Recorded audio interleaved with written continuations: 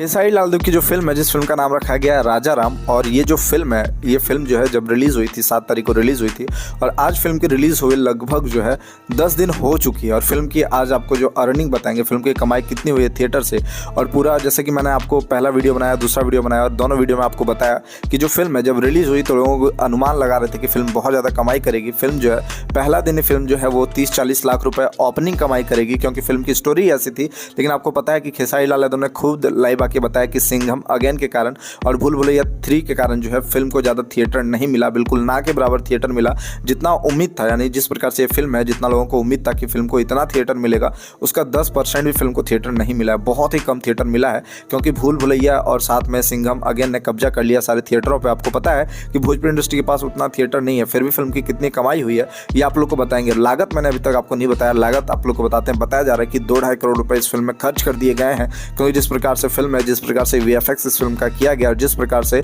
इस फिल्म में मेहनत किया गया है, जिस प्रकार से प्रोडक्शन कॉस्ट इस फिल्म में किया गया है, लगभग बताया जा रहा है कि 2 से 2.5 करोड़ रुपए जो है फिल्म की बजट है, यानी 1.5 से 2.5 करोड़ आप लोग कह सकते हैं कि फिल्म की बजट है। इसी बीच जो है फिल्म की खर्च की गई है फिल्म को लेकर के।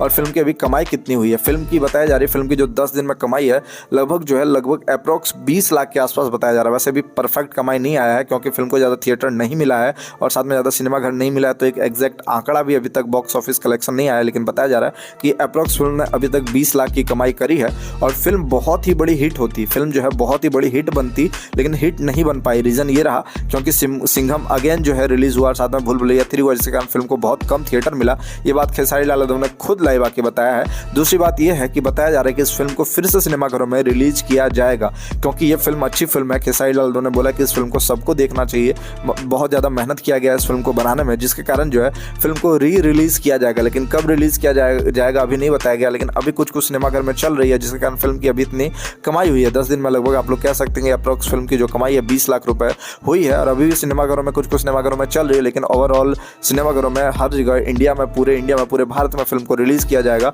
और फिल्म की बॉक्स ऑफिस ऑफिशियल कलेक्शन कितना है वो भी बताई जाएगी, जो आप लोग के सामने लाया जाएगा।